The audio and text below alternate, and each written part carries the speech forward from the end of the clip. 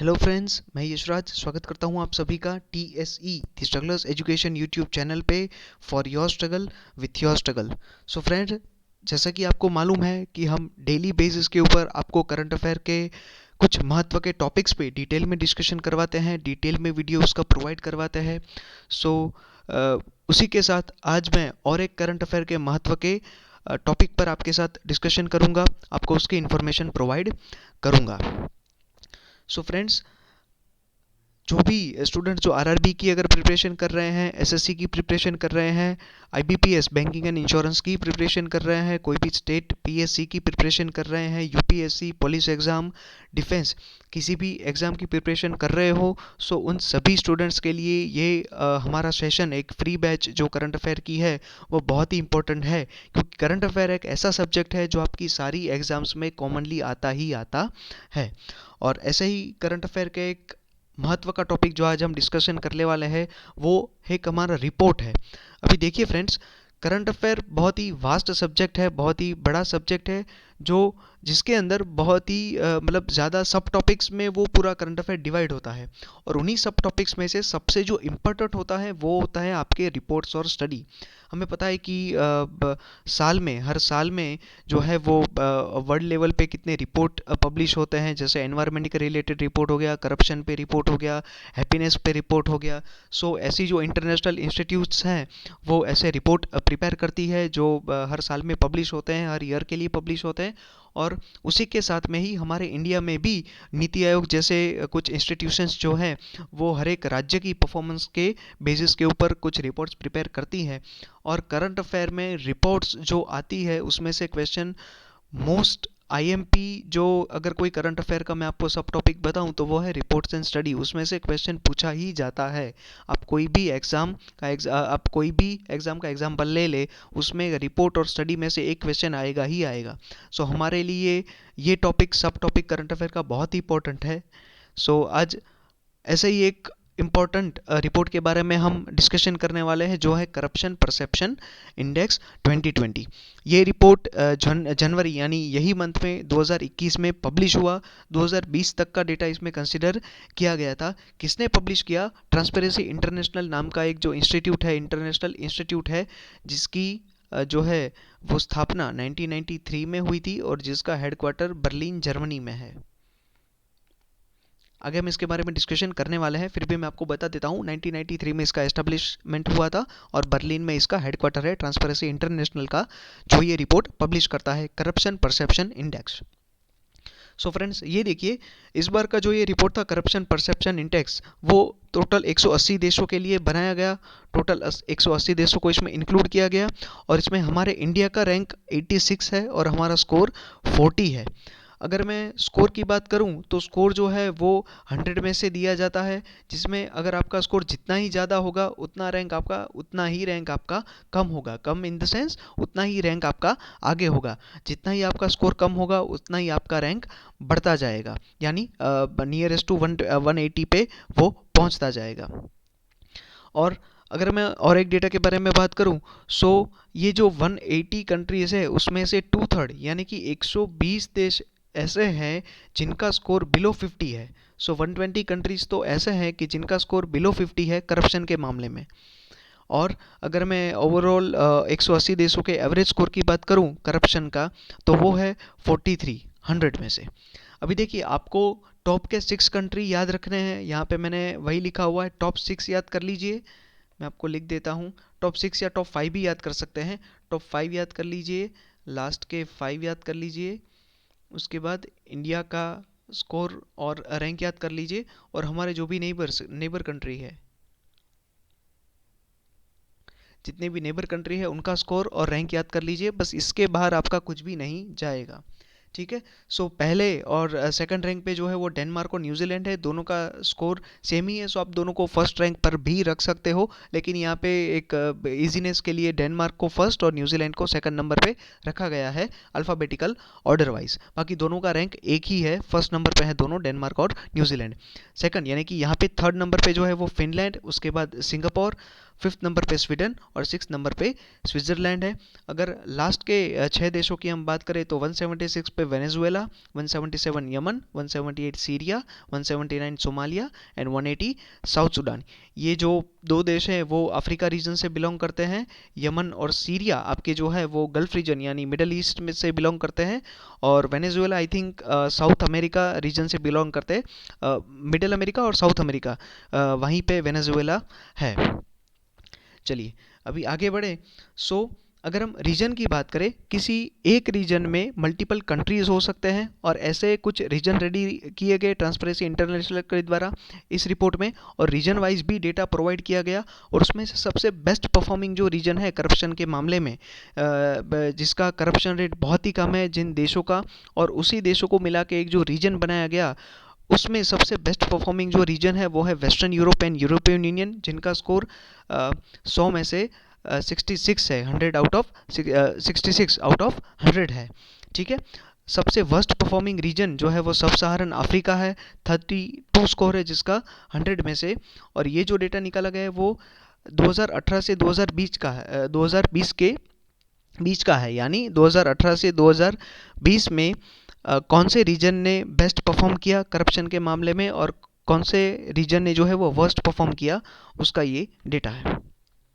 अगर हम 2012 से बात करें, 2012 से लेके 2020 तक, सो ऐसे कंट्रीज़ की जिन्होंने अपने करप्शन रैंक को इम्प्रूव किया, यानी करप्शन को कम किया ताकि उनका रैंक इम्प्रूव हो, सो ऐसे 26 कंट्रीज़ हैं जिनमें से सबसे ज़्यादा इम्प्रूवमेंट ग्रीस में देखने को मिला। म्यांमार एंड इक्वाडोर ये बेस्ट परफॉर्मिंग कंट्रीज़ है इम्प्रूवमेंट के मामले में। ग्रीस ने 14 स्कोर का है जो इम्प्रूवमेंट किया, म्यांमार ने 13 और इक्वाडोर ने +7। अगर ऐसे कंट्रीज़ के जिनका स्कोर डिक्लाइन हुआ, जिनका स्कोर पहले अच्छा था लेकिन उसके बाद उनका परफॉर्मेंस नीचे गिरा, सो ऐसे में पहला है लेबनान, फिर मालावी और फिर है Bosnia and Herzegovina. Next region wise average score बताया गया है यहाँ पे। मैंने जैसे अभी आपके साथ डिस्कशन किया था कि यह है आपका अमेरिका, एक रीजन बनाया गया जिसमें नॉर्थ अमेरिका और साउथ अमेरिका दोनों इंक्लूड है। अमेरिका का एवरेज स्कोर 43 है, और इस रीजन का टॉप कंट्री कनाडा है, और बॉटम पे है वेनेजुएला। अगर मैं वेस्टर्न यूरोप और यूरोपियन यूनियन रीजन की बात करूं, सो सबसे बेस्ट परफॉर्मिंग रीजन जो है वो यही था 66 के स्कोर के साथ, और टॉप पे है इसका देश डेनमार्क, और बॉटम में है बल्गेरिया, हंगरी और रोमानिया, तीनों देश जिनका स्कोर 44 था। मिडिल ईस्ट की बात करें तो 39 एवरेज स्कोर रहा middle east and north Africa का। टॉप परफॉर्मिंग जो कंट्री था वो इस रीजन में वो यूएई था, यूनाइटेड अरब एमिरेट्स, जिसका स्कोर 71 था। बॉटम में सीरिया रहा।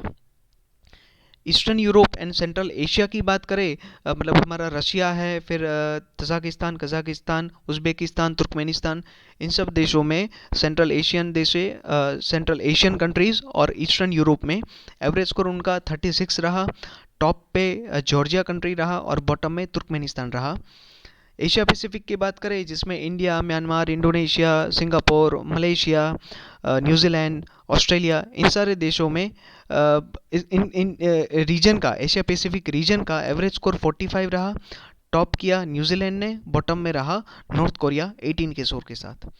अगर मैं करप्शन परसेप्शन इंडेक्स इंडिया के लिए बात करूं, पिछले कुछ साल के डेटा की बात करूं, तो ये करप्शन परसेप्शन इंडेक्स जो है वो 1995 से पब्लिश होना स्टार्ट हुआ, क्योंकि जैसा कि मैंने आपको बताया कि ट्रांसपेरेंसी जो इंटरनेशनल है उसका एस्टेब्लिशमेंट ही 1993 को हुआ था। उसके 2 साल बाद इस संस्था ने करप्शन परसेप्शन इंडेक्स एक रिपोर्ट निकालना स्टार्ट किया, और 1995 में इंडिया का स्कोर 35 था। तब जो है वो 10 आउट ऑफ स्कोर दिया जाता था, इसलिए इंडिया का रैंक 35 था।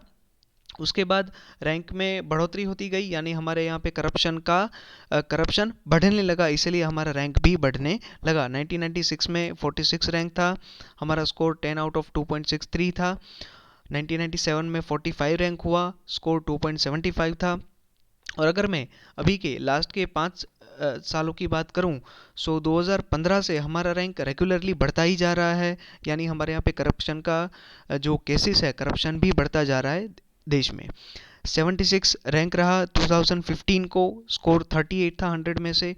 फिर 79 रैंक हुआ, स्कोर बढ़ा 40 हुआ। 2017 में 81 हमारा रैंक था। स्कोर सेम पिछले साल के हिसाब से रहा 40। उसके बाद रैंक थोड़ा कम आया, लेकिन यानी थोड़ा हमने इम्प्रूवमेंट किया पिछले साल के हिसाब से। 2017 से अगर हम कंपेयर करें तो 2018 में हमने इम्प्रूवमेंट किया, स्कोर हमारा 41 रहा। 2019 में यानी कि लास्ट रिपोर्ट में हमारा जो रैंक है वो 80 था, जो 2018 से बढ़ा ही था, यानी हमारे यहाँ पे करप्शन बढ़ा था, रैंक हमारा पीछे गया। स्कोर हमारा जो है वो 41 ही रहा। और अगर इस बार की बात करें तो हमारा रैंक 86 है और स्कोर में एक का इम्प्रूवमेंट हुआ, स्कोर हमारा 40 हुआ। अगर हम हमारे नेबर कंट्रीज़ की बात करें सो हमसे दो ही देश जो हैं वो आगे है इस इंडेक्स में, वो है चाइना और भूटान। चाइना का रैंक जो है वो हमसे आगे है, 78 रैंक है, यानी हमारे से वो बेहतर है और स्कोर भी उसका हमसे ज़्यादा है, 42। भूटान की बात करें तो बहुत ही अच्छा इंप्रूवमेंट किया है उसने, रैंक 24 और स्कोर उसका 68 है। हमसे बहुत छोटा देश है, लेकिन करप्शन के मामले में जो है वो हमसे करप्शन के परफॉर्मेंस के बारे में बात करें, उसको कम करने की बात करें, करप्शन को कम करने की बात करें, तो हमसे बहुत ज़्यादा आगे है भूटान। अफ़गानिस्तान की बात करें तो उसका रैंक 165 है, स्कोर 19। पाकिस्तान की बात करें सो हमसे पीछे ही है, 124 रैंक, स्कोर उसका 31 है। चाइना के बारे में बात कर ली। नेपाल, उसका रैंक 117 117, स्कोर 33 है। बांग्लादेश 146 रैंक है, स्कोर 26। म्यांमार 137 रैंक है, 28 स्कोर है। और श्रीलंका 94 रैंक के साथ जो है 94 रैंक है उसका और 38 उसका स्कोर है। अभी यहाँ पे मैंने सभी देशों के लिए यानी कि 180 कंट्रीज़ के लिए आपको सीपीआई का डेटा अवेलेबल करवाया है, करप्शन परसेप्शन इंडेक्स का डेटा अवेलेबल करवाया है। सभी आपको याद रखने की ज़रूरत नहीं है, मैंने पहले भी बोला। टॉप 5 याद कर लीजिए, लास्ट के 5 याद कर लीजिए, इंडिया का स्कोर याद कर लीजिए और नेबरिंग कंट्रीज़ का स्कोर दिमाग में बस एक बार देख लीजिए, इससे बार कोई भी आपका क्वेश्चन नहीं जाएगा। चलिए अभी ट्रांसपेरेंसी इंटरनेशनल के बारे में बात कर लें तो इसका फॉर्मेशन 1993 में हुआ, हेडक्वार्टर बर्लिन जर्मनी में है। अभी एमडी पेट्रिसिया मोरेरिया है और चेयरमैन डेलिया फेरेरिया रूबियो है। करप्शन परसेप्शन इंडेक्स के अलावा कौन कौन से ऐसे रिपोर्ट्स हैं जो ट्रांसपेरेंसी इंटरनेशनल पब्लिश करती है? सो ऐसा एक रिपोर्ट है द ग्लोबल करप्शन बैरोमीटर।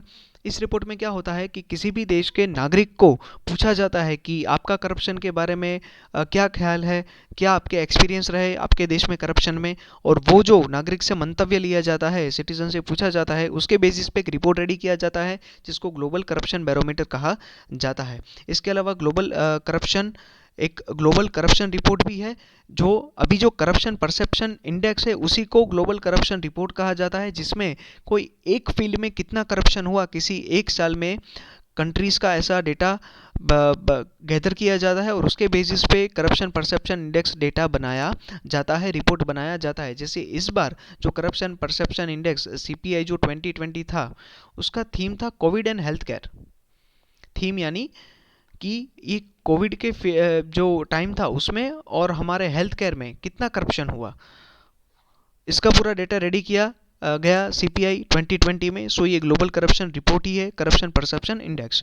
इसके अलावा नेशनल इंटीग्रिटी सिस्टम असेसमेंट नामक एक और रिपोर्ट ट्रांसपेरेंसी इंटरनेशनल निकालता है, जिसमें किसी भी देश की जो संस्था है, किसी भी देश में कोई संस्था कार्य करती है करप्शन को कम करने के लिए, कोई देश के जो सरकार है उसने क्या स्टेप्स लिए, क्या ऐसे नए कानून लाए, कौन से नए इनिशिएटिव स्टार्ट किए, कौन सी नई ऐसी स्कीम स्टार्ट की जिससे करप्शन कम हो, उसके बेसिस के ऊपर देश को रैंक दिया जाता है और ये रिपोर्ट निकाला जाता है जिसका नाम है नेशनल इंटीग्रिटी सिस्टम असेसमेंट्स।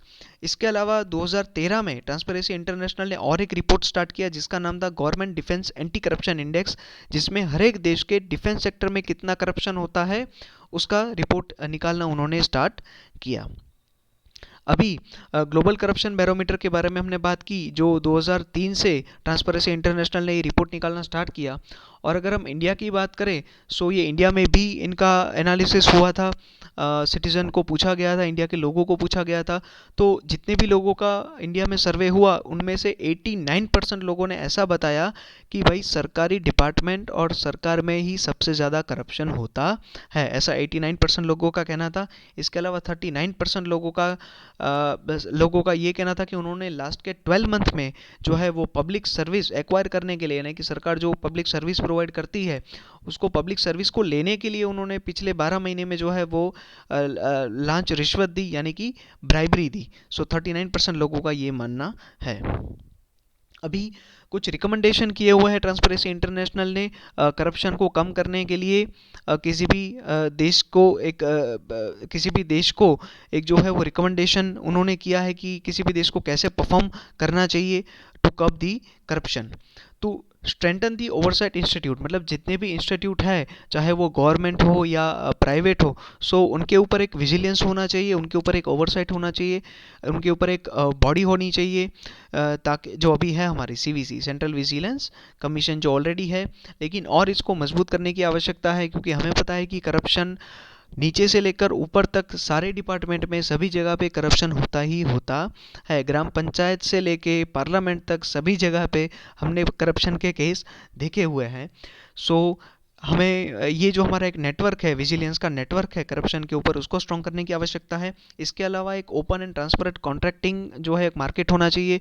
जो भी हमारे गवर्नमेंट डिपार्टमेंट्स है, कोई भी मिनिस्ट्रीज़ हैं, अगर वो किसी कंपनी के साथ, प्राइवेट कंपनी के साथ, किसी और के साथ कॉन्ट्रैक्ट करते हैं, सो उसमें जो पैसों का फ्लो जो एक दूसरे की ओर बढ़ता है, अगर डिपार्टमेंट ने कुछ बाई किया किसी कंपनी से, सो उसको पेमेंट होता है। सो ये जो कॉन्ट्रैक्टिंग होते हैं, सो सर्विस लिया या कोई भी चीज़ प्रोक्योर की, सो ऐसे कॉन्ट्रैक्ट्स में करप्शन कम किया जा सके, इसके लिए एक ओपन एंड ट्रांसपेरेंट एक मार्केट होना चाहिए कॉन्ट्रैक्टिंग के लिए।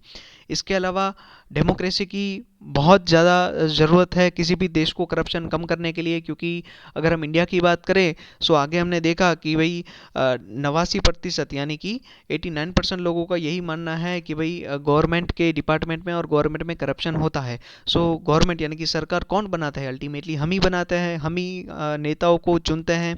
सो हमें बिल्कुल ध्यान रखने की आवश्यकता है कि कैसे व्यक्तियों को हम भेज रहे हैं देश का शासन चलाने के लिए। उसके अलावा publish relevant data and guarantee access, यानी कि इसका डायरेक्टली अगर मैं एक इम्प्लीमेंटेशन आपको बताऊँ तो वो है आरटीआई एक्ट 2005, यानी कि पब्लिक को इन्फॉर्मेशन प्रोवाइड करो, सिटीजन को इन्फॉर्मेशन प्रोवाइड करी जाए डिपार्टमेंट की एक्टिविटीज़ के बारे में, सरकार की जो भी एक्टिविटीज़ हैं, उसके इनिशिएटिव्स हैं, सरकार ने जो भी सरकार का जो भी डेटा है, उनके कार्यों का डेटा वो पब्लिक तक अवेलेबल हो, सारी इन्फॉर्मेशन उनको मिले। और गारंटी एक्सेस, यानी पब्लिक को वो गारंटी मिले कि आपको इस रिपोर्ट का ये डेटा, ये इन्फॉर्मेशन का एक्सेस मिलेगा ही मिलेगा। तभी जो है वो एक ओपन मार्केट क्रिएट होगा, तभी जो है वो एक ट्रांसपेरेंट मार्केट क्रिएट होगा और करप्शन के चांस जो है वो कम हो जाएंगे। सो फ्रेंड्स, ये था हमारा आज का सेशन जिसमें हमने करप्शन परसेप्शन इंडेक्स 2020 के बारे में बात किया। आगे और भी जो भी इम्पोर्टेंट रिपोर्ट्स या स्टडी पब्लिश होगी उसके बारे में हम आपके लिए वीडियो प्रोवाइड करवाएंगे। और इस वीडियो की जो लिंक है वो इस वीडियो की जो अगर आपको पीडीएफ चाहिए तो उसकी लिंक मैंने डिस्क्रिप्शन में डाली हुई है। आप टेलीग्राम चैनल हमारे ज्वाइन कर सकते हैं, वहाँ पे आपको इंग्लिश और हिंदी दोनों लैंग्वेज में जो है वो इस वीडियो की पीडीएफ मिल जाएगी। होप आपको ये वीडियो पसंद आया होगा। अगर पसंद आया है तो लाइक शेयर और सब्सक्राइब कीजिए, और मिलते हैं ऐसे ही कुछ महत्वपूर्ण टॉपिक के साथ हमारे नेक्स्ट लेक्चर में। तब तक जय हिंद, जय भारत।